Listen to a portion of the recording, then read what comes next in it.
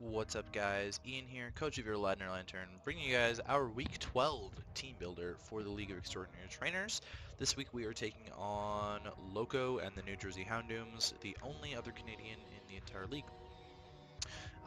Yeah, so let's run through his team really quickly here. He's got Celesteela, Ash Greninja, Azumarill, Gengar, which is a Z user, Galvantula, Alolan Muck, Gigalith, Mesprit, which is a Z user, Sandslash, Mega Medicham, and Gourgeist.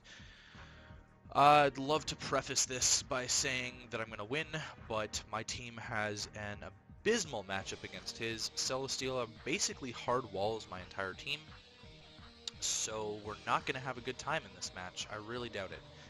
Besides Celesteela, Mega Medicham kind of rolls through my team afterwards, and so does Ash Greninja, the Mon that really should have been banned. I don't know how this man managed to get Celesteela plus Ash Greninja on the same team, but he did. Anyways, that's not the point. So he has priority in Greninja with Water Shuriken, Azumarill with Aqua Jet, Gengar with Sucker Punch, Muck with Shadow Sneak, Medicham with Fake Out and Bullet Punch, and Gourgeist with Shadow Sneak. He has Hazard Setting in Galvantula with Sticky Webs, Gigalith with Stealth Rocks, Mesprit with Stealth Rocks, and Sandslash with Stealth Rocks, and his only hazard removal is Sandslash with Rapid Spin, and he doesn't have anything that's 4 times weak, so we don't have anything to abuse 4 times weakness is 4. So let's get right into things here. As you know, I love to start with the walls because they're the most boring things to talk about and the least exciting. So we're bringing Tangela. This is kind of our Azumarill Mega Medicham check. This is our physical wall, realistically. It checks Sandslash like for days as well. Physical Gourgeist can't touch this either. Muck can't really touch this, although I am worried about Muck knocking me off, especially because we don't have anything to hit the Muck with. Yeah, so we're running Giga Drain, Toxic, Leech Seed, and Stun Spore. I might change this up at the last second. I really wanted Stun Spore for the Medicham because I want to slow that thing down. Stun Spore for the Ash Greninja, again, I want to slow that thing down. Stun Spore for the Gengar I think is really good.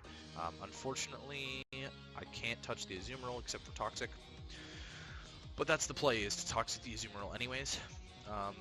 Sorry, that's if he's Sap Sipper, I can't touch him. So I don't know what I would change here. Honestly, I can't touch the Muck with anything anyways, unless I was running like Hidden Power Ground, which wouldn't do anything. So we're just max HP, max defense, 4 in special attack, Regenerator, Bold. Pretty standard. Ooh, excuse me. We wall his physical mons for days with this thing, but once it's worn down enough, his physical mons start to become a huge threat. Next up, we're actually bringing kind of a wall Mega Latios this week. Defog, Draco Meteor, Psyshock, and Tailwind. I need the Defog in case he gets up webs because I need to be able to avoid webs with 2 of the mons on my team.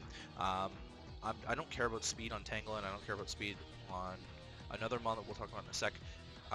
Rotom-Heat and Mega Latios obviously both fly above the webs anyways. And then there's 2 more mons that do care about the webs significantly. So we're actually running max speed on our wall, in quotations, Mega Latios this week, because I want to speed tie the Gengar. It doesn't really matter, like if he's Scarf, it doesn't really matter that I have that speed in there, but I would still have speed the Galvantula. Uninvested Psyshock still kills the Gengar, and it's still doing a ton of damage to the rest of his team, just because of that horrendous, I shouldn't say horrendous, that's not the word I'm looking for, gigantic 160 base special attack stat. I don't really need to run special attack investment this week. Draco is there just to hit something hard before I die or something like that, and Tailwind is there in case I can't get rid of the webs. I would still essentially have a choice scarf against his team on everything. So yeah, I like the Tailwind support this week. I like the Defog, and we're just running dual stab. Azumarill kind of walls this a little bit. Celesteela hard walls this. Excuse me. Muck hard walls this. And especially defensive Gigalith hard walls this. So yeah, that's Latios. Now I've got Magearna. We're running a Solba set. This is to attempt to check the Gengar and the Ash Greninja. I don't know how well it will. We saw that Assault-Vested Magearna put in work against the Keldeo, but Choice Specs Battlebond Greninja is a huge threat. Obviously, he has to get into Battlebond first, and I'm not just going to give him that opportunity for free necessarily. but we still don't take it on that well. Hydro Pump still does like 40%, which is ridiculous. Yeah, so we're running Max HP, Max Spit F Calm. Thunderbolt hits the Ashgren, the Azu hits the Celesteela. Excuse me. Obviously, Sandslash is immune to it, but we can hit everything else with Thunderbolt, not very effectively on some things like Gourgeist and Galvantula. Floor Cannon is there for the Mega Medicham, and technically the Ashgren if I just want to nuke the hell out of that thing, although I would expect that he's expecting the Floor Cannon. Shadow Ball is there for the Gengar and the Gourgeist and the Mesprit. Ice Beam is there for the Sandslash, and that's pretty much the only reason that I have Ice Beam there. We can't touch the Muck very well. Muck's a huge problem to my team as well, and yeah, I've got 2 offensive checks to it, but no defensive checks. So basically, when Muck comes in, it gets to knock off an item for free. Next up is Rotom-Heat. We're running Choice Scarf, Volt Switch, Overheat, Thunderbolt, Trick. If I can trick a Choice Scarf to the Celesteela, that's all the more worthwhile to me. Excuse me. Because then Celesteela is crippled, and that would do wonders for my team. Also, if he doesn't bring Celesteela for some reason, then tricking Alolan and Maka Choice Scarf is really good. Tricking Mesprit a Choice Scarf or Gigalith a Choice Scarf is also other options. So yeah, we're running enough speed on here to outrun Ash Greninja while we still have our Choice Scarf, and after that we will outspeed Sandslash still if he's not in sand. We would outspeed non-tiny form of Gourgeist, or is it Super? I can't remember, whichever one's the fastest. We're not outspeeding that, but we're outspeeding the one below that. We would still outspeed Azumarill, we would still outspeed Celesteela, and Alolan Muck. Sorry. And we're actually outspeeding Modest Max Speed Mesprit as well, somehow.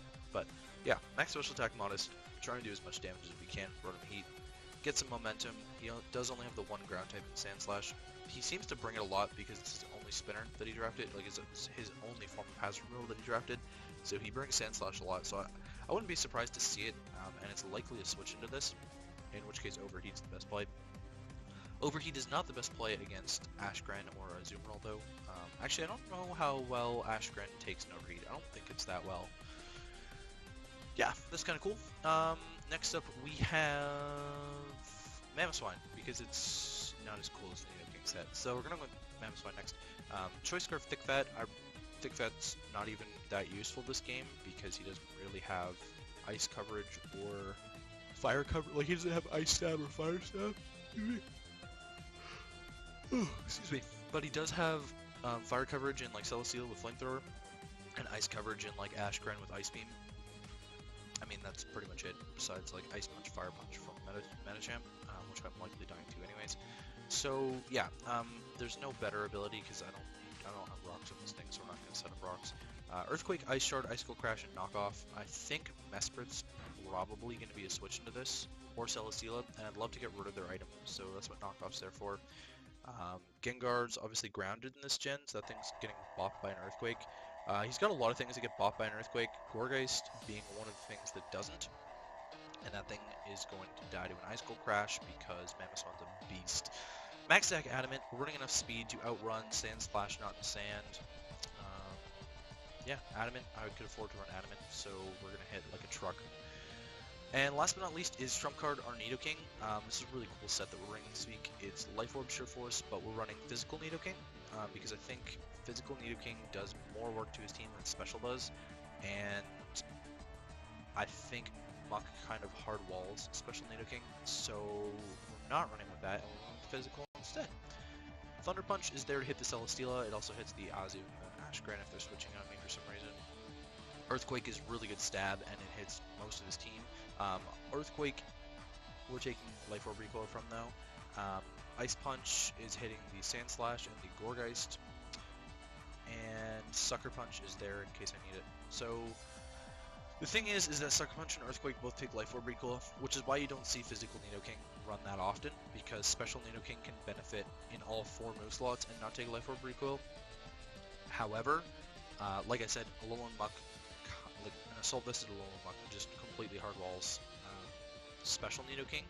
And I also wanted to try this because I think we have a really horrible matchup this week. So I'm going to try as best as I can to win, but the physical Nidoking is kind of just a set that I wanted to try. We're running enough speed to outrun Sandslash, not Sand, which luckily for us, again, means we can run Adamant, so we're hitting really, really hard. Depending on how much defensive investment he has on Celesteela, we may or may not 2-hit KO that thing with Thunder Punch, which would be really cool, because this is kind of our way to beat that. We actually don't die to an uninvested Earthquake. I'm not sure about Max Attack Earthquake. If he's running a Max Attack Celesteela against me, I think I kind of just lose. There's not much I can do against Max Attack Celesteela, because I can't Toxic it or anything of that nature. So, that's the team. Yeah, we play Loco and the New Jersey Houndooms, so keep an eye out for the battle, and I will catch you guys for that.